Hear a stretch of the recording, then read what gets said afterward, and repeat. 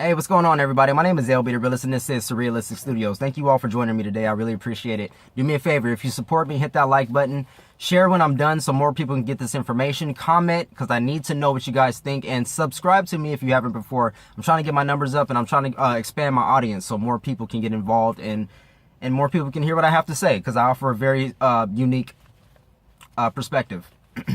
So, last time I left off with net neutrality, there were a plethora of organizations and people that were fighting to keep the Obama-era regulations, that are actually protections, in place. So the FTC, we all know, repealed net neutrality December 14th of 2017. Even though there were 2 million comments that featured stolen identities, even though there were 500,000 comments that were from Russian email addresses. They like to talk Russia collusion. Well, there you go. Even though there were 50,000 consumer complaints inexplicably missing from the record, Ajit Pai, which is the chairman of the FCC, went ahead and repealed net neutrality anyways, against the will of the American people, even though the overwhelming majority of the American people were for net neutrality protections. He repealed it anyways. He did not comply with FOIA requests. He's purposefully withholding information in regards to the investigation of these comments. And yet, here we are. The repeal of net neutrality is in law, taking effect, and thank goodness we have people that believe in net neutrality protections. Like I said, we have people such as Eric T. Snyderman, New York Attorney State General Eric T. Snyderman, who's leading a lawsuit against the FCC, as well as the ACLU, who is suing the FCC. Free Press is also suing. EFF is suing. And Santa Clara County, California is suing the FCC. So we have a lot of lawsuits. We have Scott Wiener, a senator in California, who is actually, I believe, he's from San Francisco, California. He's introducing, or has introduced, legislation co-authored by a dozen state, senate, and assembly members for net neutrality protections here in California. Also, Senate President Pro Tem Kevin De Leon, a Democrat in Los Angeles, California, introduced a bill that forces ISPs to adhere to net neutrality protections. It makes it illegal for ISPs to employ tactics such as paying for traffic priority, preferential treatment, or misleading consumers about whether they are adhering to net neutrality principles. It also directs the state public utilities commissions to establish net neutrality requirements. That is called SB 460. That's scheduled ahead of the one Scott Wiener has proposed, and that's going to be heard on Thursday, the one from Kevin De Leon.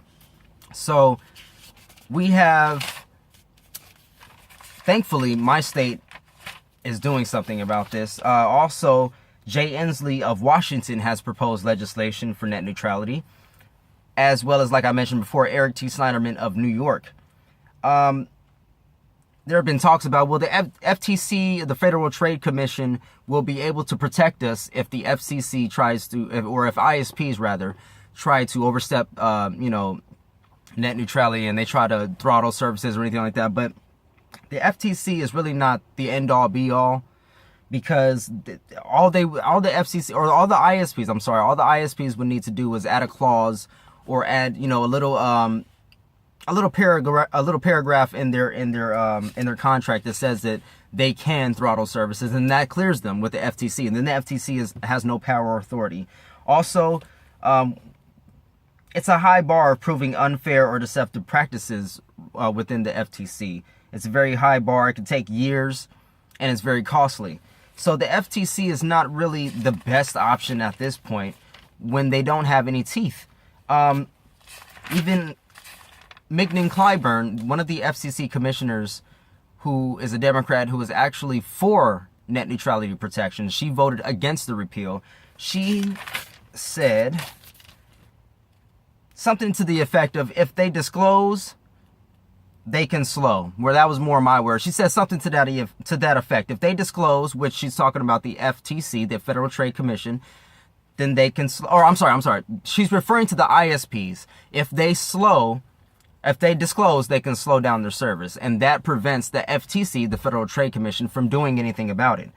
Like I said, all the ISPs would need to do is add a clause or disclose that they're blocking or throttling services, and that's really not going to do anything. The best options we have, other than winning this in the courts, would also be a CRA, which is called a Congressional Review Act, and what that does is it just basically reverses the repeal of net neutrality decision by the FCC.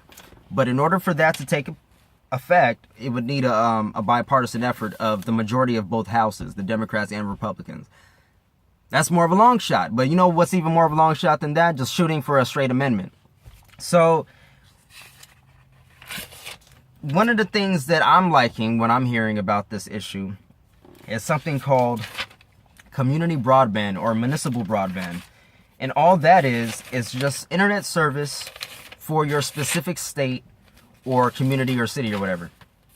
And that makes more sense because it allows the city or your community to enforce net neutrality protections.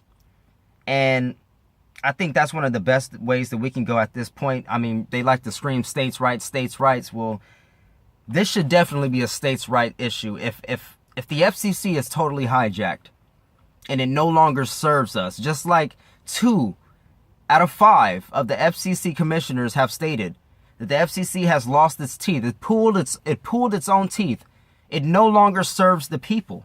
It no longer serves consumers. Since we know that, our best option as states' rights is to implement our own net neutrality protections. But we're not going to give up. We're going to keep fighting. We're going to keep making the situation known, and we're going to keep standing up for what's right. Because at the end of the day, they know what they're doing, and they know why they're doing it. There's no reason that they would repeal net neutrality protections if, in fact, they had no reason behind it. It's on purpose, and it's all for money because that's their bottom line. So, with all that being said, y'all, remember to like, share, subscribe, and comment. Love from the bottom of your heart, peace to the top of your soul, and chicken grease, my peeps. Until the next time, I'll see you guys on the next one, all right? Keep fighting.